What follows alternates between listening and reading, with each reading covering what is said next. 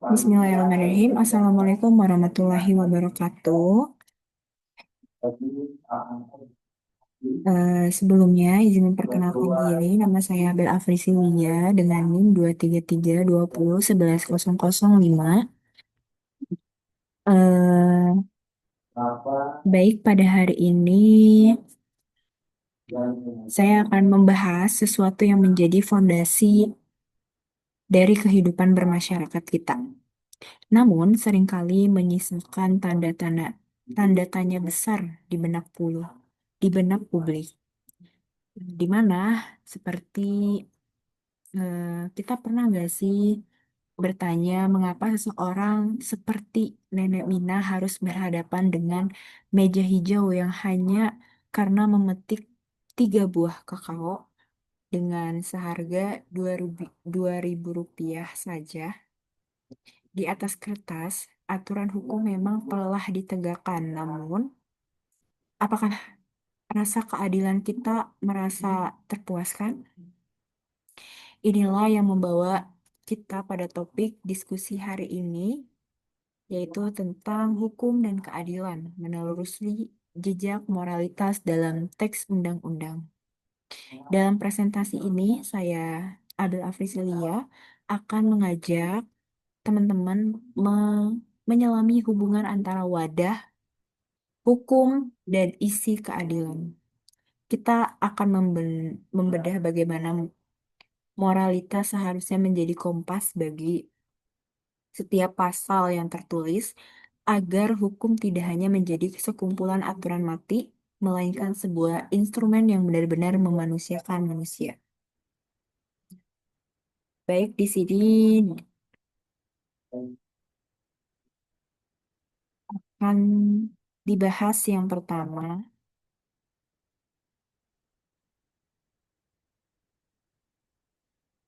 yaitu hukum versus keadilan.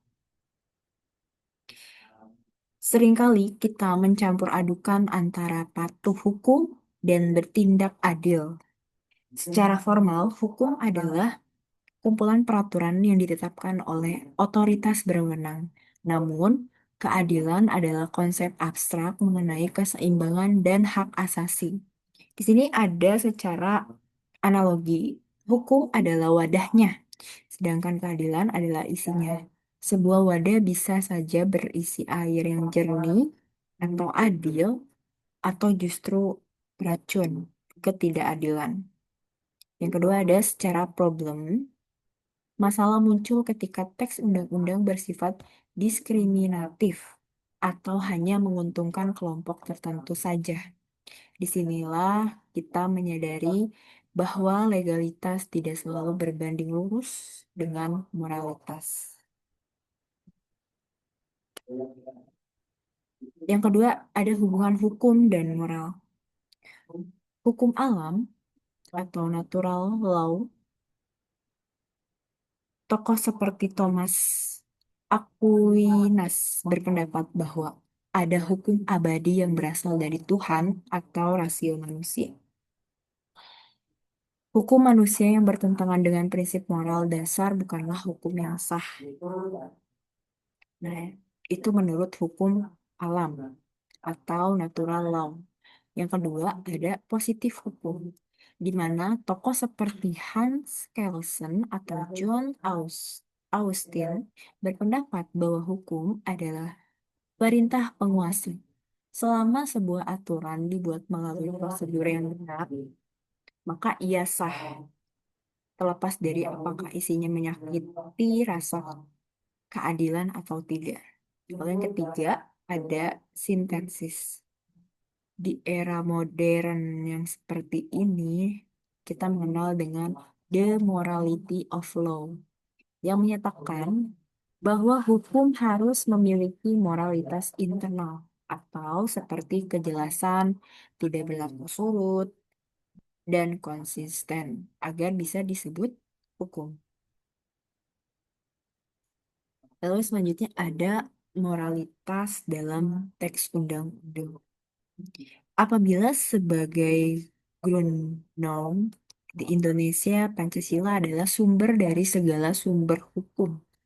Sila pada sila ini, kemanusiaan yang adil dan beradab adalah jejak moralitas yang paling nyata yang harus menjiwai setiap pasal. Yang kedua ada asas-asas umum.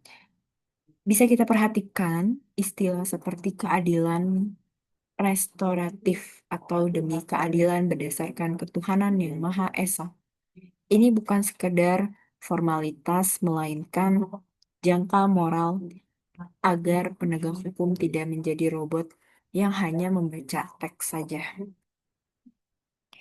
Lalu selanjutnya ada tantangan yang terjadi ketika teks menjadi kaku.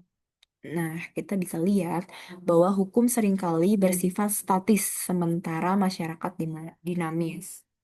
Kita bisa lihat pada legalistik atau formalistik, jika hakim hanya terpaku pada apa yang tertulis, yaitu secara literal ya, mereka mungkin akan menghukum nenek yang mencuri 3 butir kakao ini karena kelaparan dengan hukuman yang sama beratnya dengan koruptor besar.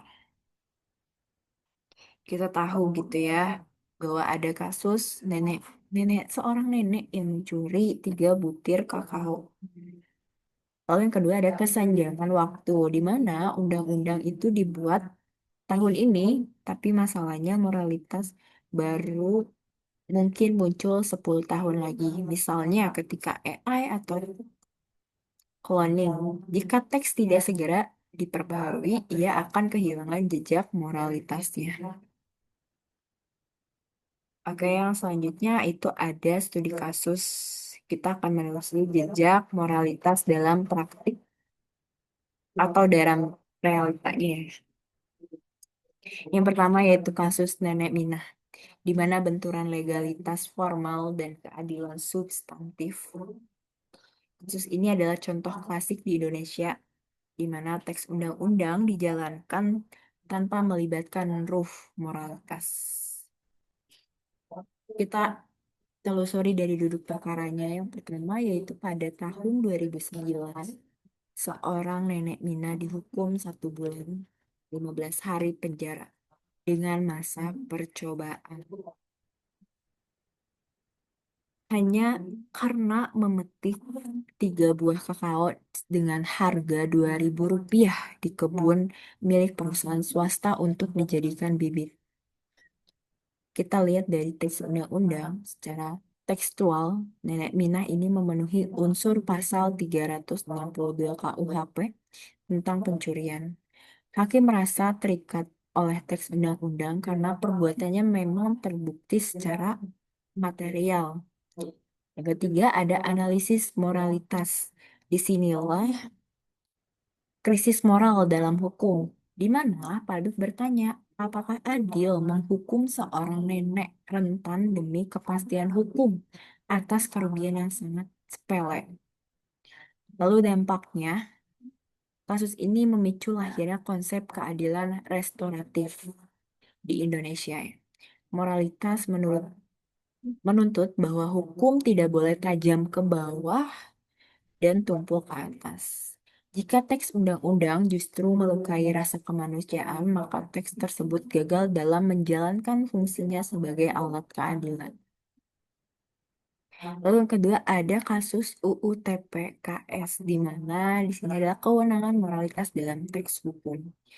Berbeda dengan kasus sebelumnya, Undang-Undang Tindak Pidana Kekerasan Seksual atau TPKS adalah contoh di mana moralitas modern berhasil mengintervensi teks hukum. Kita lihat dari latar belakangnya. Selama 10 tahun, teks hukum pidana kita atau KUHP yang lama sangat kaku dalam mendefinisikan pelecehan seksual yang seringkali justru menyudutkan korban dan sulit dibuktikan secara formalistik. Yang kedua ada transformasi moral ke teks. di mana masyarakat itu menuntut hukum yang lebih humanis dan berpihak pada korban. Tuntutan moral ini kemudian dituangkan ke dalam teks undang-undang yang revolusioner. Ada pengakuan hak korban di mana di teks hukum ini mengatur pemulihan korban yang bukan hanya penghukuman bagi pelaku saja. Yang kedua ada keterangan saksi atau korban. Jika dulu bukti fisik yang sulit, sekarang keterangan korban ditambah satu alat bukti lain yang sudah cukup. Ini adalah jejak moralitas perlindungan yang masuk ke ranah hukum.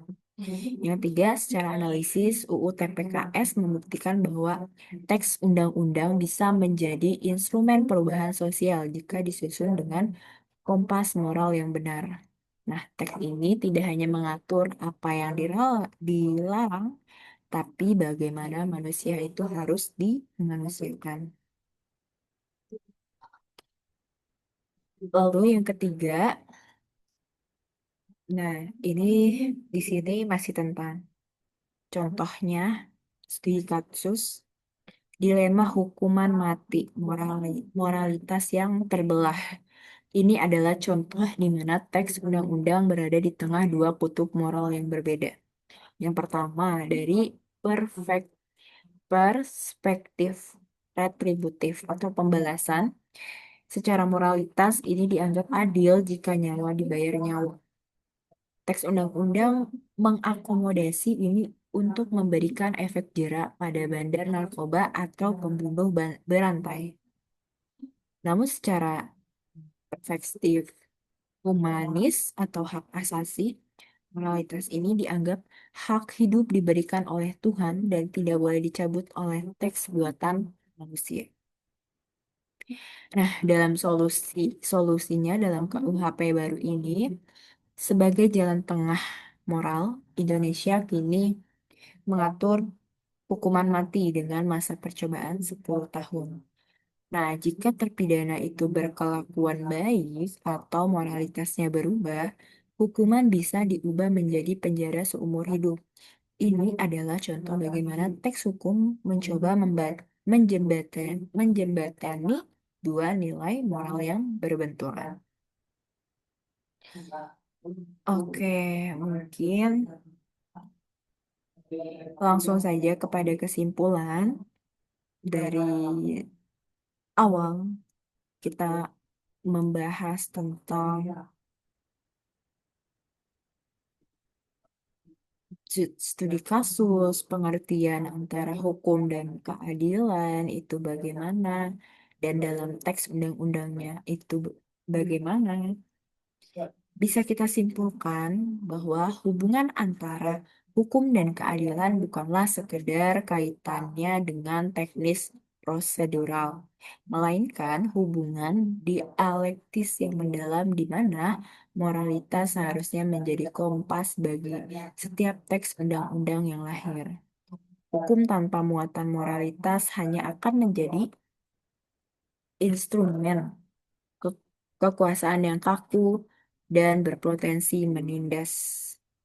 Sebagaimana terlihat dalam kasus-kasus hukum yang mencederai rasa kemanusiaan demi legalitas formal semata, sebaliknya transformasi hukum seperti UU TPKS membuktikan bahwa ketika teks undang-undang mampu menyerap jejak moralitas dan martabat manusia yang efektif, nah, oleh karena itu tantangan bagi para pembentuk dan penegak hukum itu ke depannya bukan hanya terpaku pada apa yang tertulis dalam pasal, melainkan bagaimana menghidupkan nilai-nilai keadilan substantif agar hukum tidak hanya menjadi sekumpulan aturan mati, tetapi menjadi manifestasi nyata dari peradaban yang beradab dan berkeadilan. Baik, mungkin itu saja yang bisa saya sampaikan dalam presentasi untuk memenuhi UAS mata kuliah filsafat hukum. Kurang lebihnya saya mohon maaf. Wabillahi taufiq wal hidayah. Wassalamualaikum warahmatullahi wabarakatuh.